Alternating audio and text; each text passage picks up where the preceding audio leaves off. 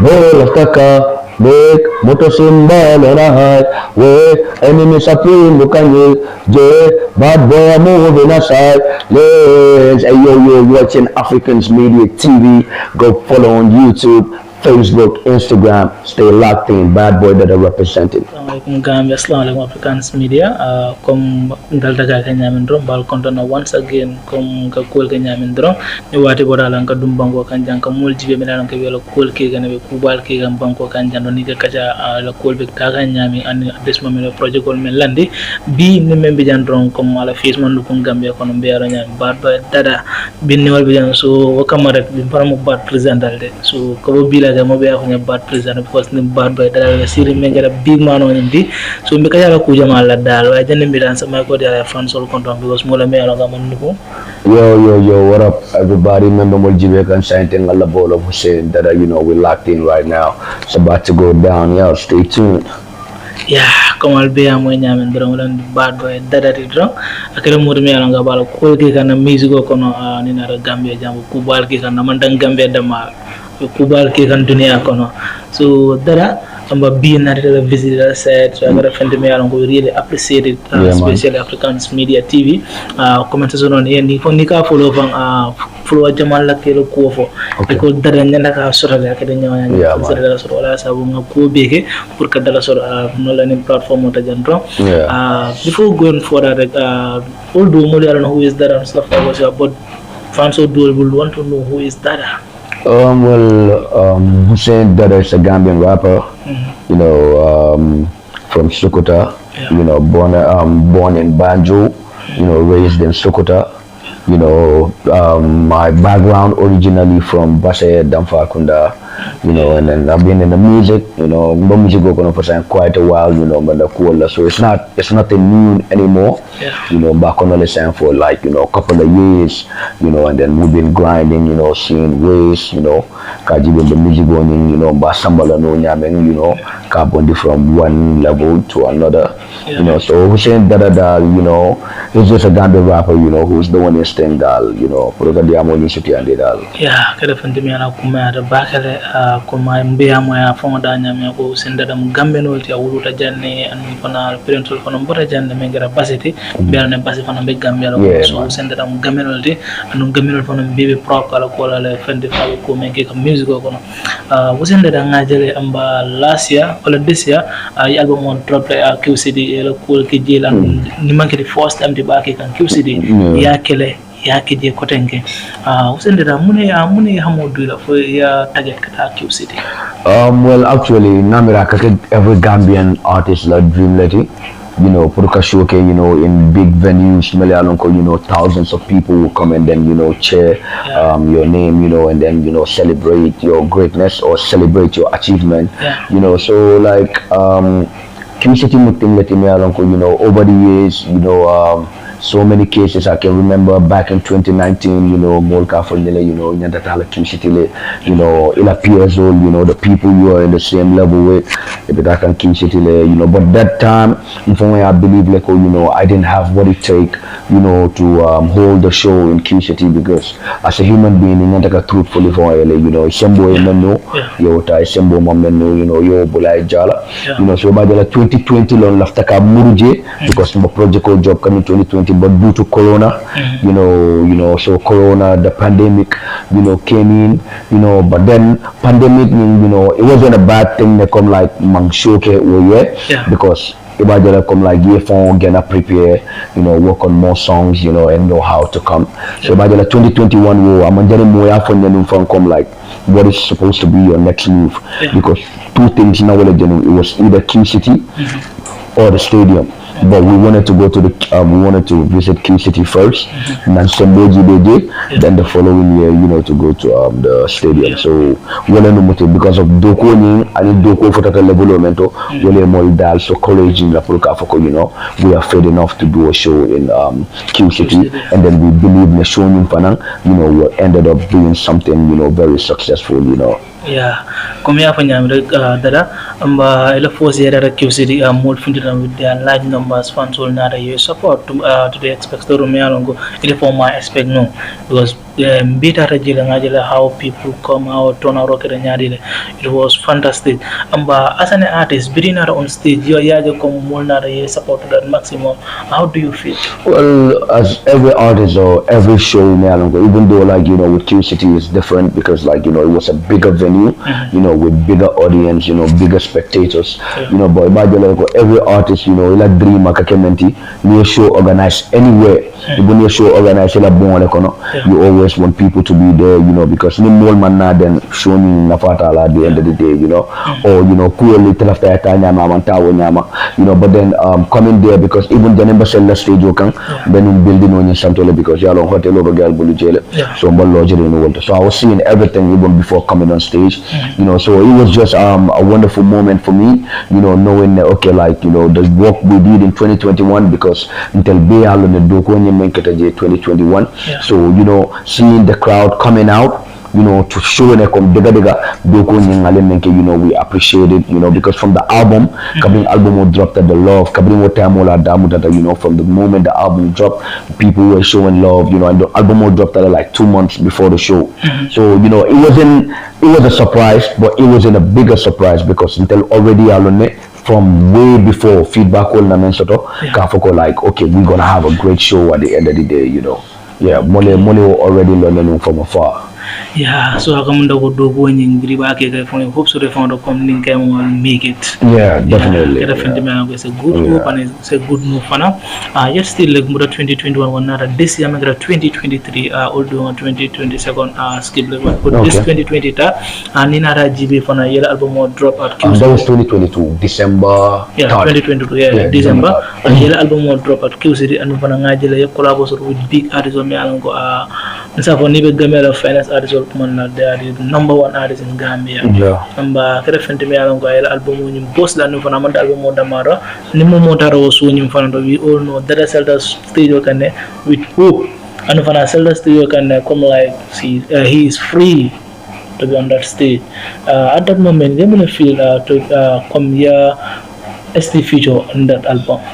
Well, actually, ST Future was always part of my plans, Amake Bikuti, it has always been part of my plans. Come put on a record, but in so many cases, so many instances, Bukana recording instead of but then last year happened to Yeti Me Alonko, I was working on the song, but before working on the song, now already for Dugi Eleko, like I want to have ST on the song, so I want you to like make the beat in a way that if he listens to it, he's gonna like it, so I between that I will pattern on in a come like, I cannot come like mala beat type, but I can beat type if ST listens to it, he's gonna like it, and then, when he came to the studio, and listened to the track, and then Atata, and then the next time he came, he did his verse, and then from there, you can tell that, this is gonna bang anyway, because number one, so anticipation was very high, number two,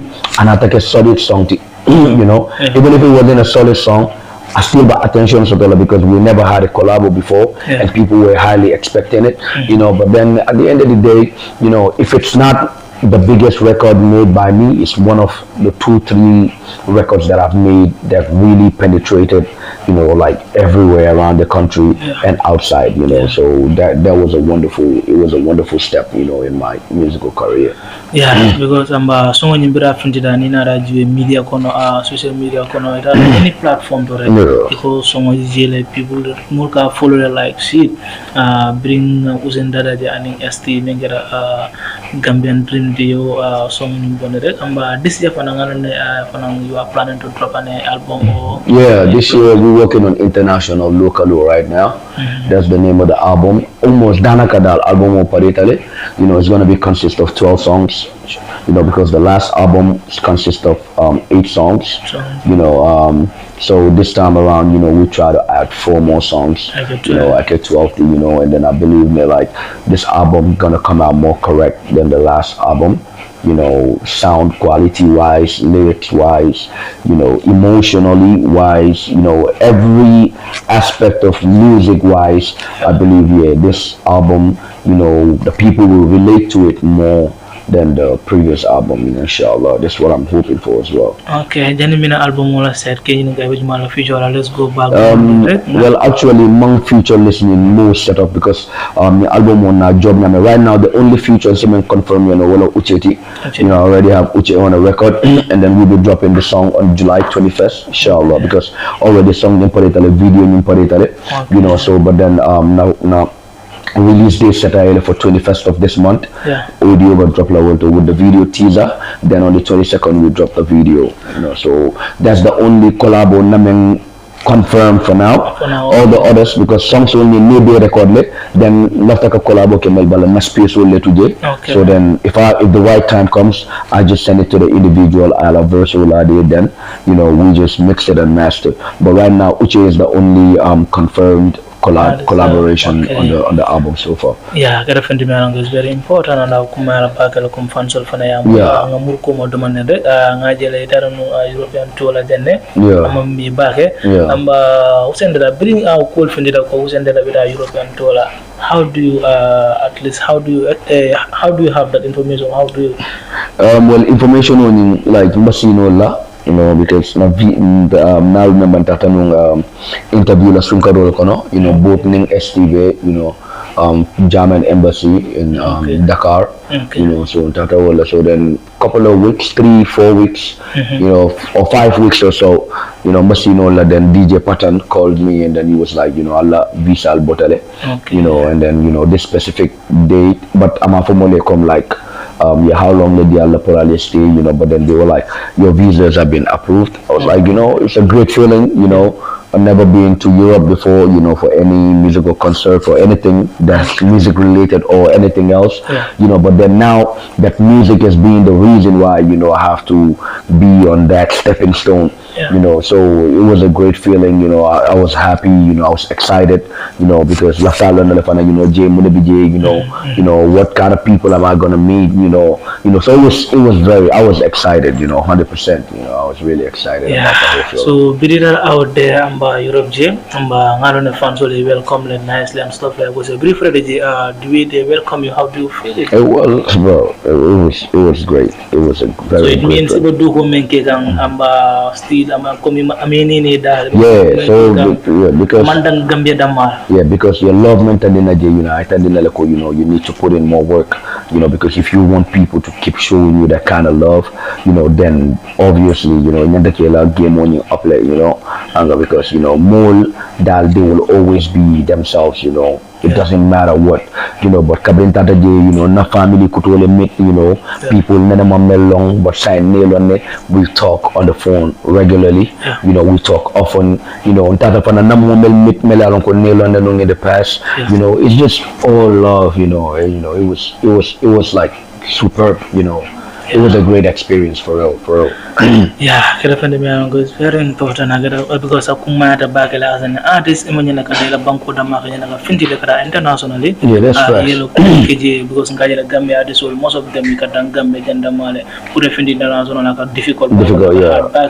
But Nigeria, there are a do woman Gambia international. And the first year about Kika, where Findita and for Molia rep Molia really appreciate and in which moment we have more Gambians going abroad even not for show wise just pick up 1 or 2 experience and then come back because importantly be an artist or even a normal individual your time or your experience in college because things are really different from the outside and inside here over different like big difference so in terms of change into your career well actually number one is like it was unfortunate that staying in Manjamfa because we would have want to have radio interviews, want to be on the TVs, these were things we would want to have. But then now that Ntata Jele made a little bit of connection with different promoters, different DJs, so by the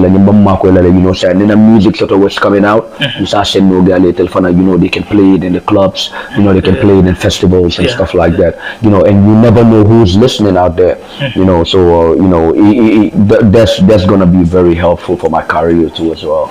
Okay, let's still say ang murang gam music ko kono dro kana Gambia kono kom bebe janano adisola mun Gambia ibe Gambia music ko kono mi da participate jele mi da kala kol ke jele but problem ya an kol be fan solda kono people out there wala kom mi kajele kom so class ko so in Gambia ma adiso kala so sketla de la adis do fana na so at the same day as an artist how do you see that?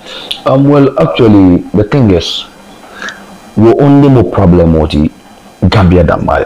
Yeah. Okay, even though now I understand like same crowd now, sort of same individuals coming to every show and stuff like that. But then one problem with the Gambia than Mali, bro, because at the end of the day, show me show it. Yeah. Motate date. You understand? Yeah. You see that show can on your date, Niala show can on your date. If you believe in what your work, I believe imanya nakasilang ko yung fana show kele. Even though Gambia mo bangkun ng we need to avoid clashing dates and stuff like that. But mamira come like in the outside world, nobody cares. Whiskey, Davido, Burna Boy, Nilka show kele in Lagos in one city, like one day, and they become more complain. You understand? Yeah. But now understand the Gambia le do yata hanga. Yeah, one problem and then wala tina come like state clash will make a problem between artists and stuff like that. Yeah, now understand the Gambia do yata. So let's try and avoid it. But man made come like it's a necessity. Put more the internet on other artists. Kafoko na date wala clash wala. You understand? It just shows like self confidence in lack because at the end of the day, bro, me la go okay. It doesn't matter for any Davido le clash that, for any Burna Boy le clash that, for whoever it is in the world that you clash with, your show will always still stand out because you know why? Gambiano will always come and support, and I believe there is enough space in the room for the shine at the end of the day, but since it's a big concern for the people, I just believe we have to see a way that we can eradicate that tamitanga for the greater good of the industry itself. Yeah. Because I got a friend me along go fans all out there complaining about no sifal even the comments on most of them nyinka jele purga de sol nyinka what is the problem or what is the reason and in other the other question me kala me along go fans all la ka tinanka ask kum ka jele female artists in female artists in Gambia most of them here sideline and music work on due of what come you female male artists will be support wala come you be it and the come if an artist will wala ke encourage towards the main kega as an artist or as a big artist but boy dada jang ikara moti me alon ko adisu artist be Gambia je ka fengo fe nyini dron dada ya sodole ding high playing film whatever fengo fe nyini ka music ko no dada ya sodole so as an artist amba mbedele comme mbedele la be female artist comme ba feature come in music or in album or what? Well, I believe like the sideline thing you meant for Jay, that's incorrect. I don't believe any male artist, any female artist or sideline or whatever like that. I believe like okay, self-confidence. A better motor back, self-confidence, better motor back.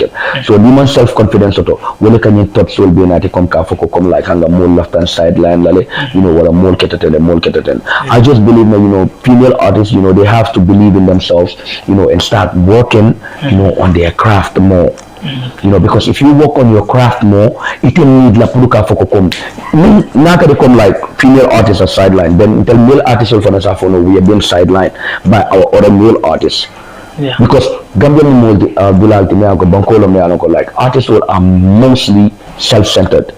And self-centered in a sense me along ko maybe kala fika do ko ka fonle because ika project ko jele ka share but ibuka future je share project ko because maybe kala ko ke afonle so whoever he feels like ka future they call the future whoever they don't feel like futuring they call bula jele dan yeta for the better fenko so I just believe that self-belief nanda katari jele self-confidence nanda katari jele no boost in themselves too much because na dem bini poko like idea ni come with a more ka female artist or silent but I don't see any sense in it. Any sense make like that because I've never sidelined anybody, and I'm good with everybody. Ni moment when you left them future, obviously I'll be open to for collaboration. But ni man na when you left the collaboration and any project so to me I feel like this is the individual I need on the project. Yala ba call yala put me Mario book okay. So mang artist do long, but until Carola, I don't think it makes sense come Kafoko female artist will near sideline. Until Carola dal. Commit la Carola da ita ma jidami. I'm model on it. And sorry if anybody feels offended or whatever, but until Carola, it's the budget. Okay, la Carola Maja. So are we going to see Dada featuring a female artist? Come the album Menganades or come album Menganades? It's a possibility. It's a possibility. I'm not gonna say it's a yes. Oh no, I'm telling you, but possibly, you can see a female artist on the record. Possibly. Coming for that, like go big artists will kill album more than 8 tracks, 9 or 12 tracks. Even a single female artist because of the album or corner. But I've seen artists, feature and female artists. So Diamo Casiale. Diamo Casiale because Mulka Diamo boy here, bro. Mulka Diamo into everything, bro. I'm going female artists who are matter, bro. People talking to everything. But don't forget from tell our own side of like the story, on perspective. People have different perspectives, but to tell our own perspective, I don't see a problem. Like Mamira, any problem with Mamira, any sideline in the I don't think so. Why asking on side album on side exactly. So Nimaji Fananga. Yes, I don't come like maybe we try to work on it, but then at the end of the day. Because album will drop some Jamal and then some will be able to make more on the album because it got a very best pick put on the album. So it's not come something like artists of all of album, maybe record label or management team, selection or get through so cool bonyamal dal. Yeah, kara fendi me was very important. Yet still like ngamurna ko tengere kara fans wala ko mo ga me alon ko kana comment section to jere. Iko dada kara mod me alon ko hana ka comment artist wala so do aya commandi dada buga feel big ka tala kara support to the maximum ko ma mari nit tala nyame. Why all that? Bro. Not my question. Upcoming artists, I would have want to believe invite Nashola, we want you to come if you're a big artist, So honey man now woman yana katina ko ntenya tako ke modu fanana but amatoko fananka ma be able because ila time ani ila effort yemenu iko leke ila time ni effort mamenu yale to ke lanu hanga more than multi so ni invite la show to atari ko bo free and then I'm available. I'll definitely be there. Doesn't matter who it is, if it's an upcoming big or whatever artist it is because you can movie keep it as one because like moment then tell koto and then nyanta ka courage di wala like motivate to do better remember more de kanding kunna well same thing you term everybody as one at the end of the day you're not doing it for individual, you're doing it for the Gambia anga puruka jibembe the unite leno nya make a cool samako unity le fana mo nyato tati I just still like dadanga na let's say last question on direct okay me alon ko mi daga artist wol nyinen kala understand so dare ko nyinen kala so I want you to name let's say the 3 finest artists in Gambia you can include there.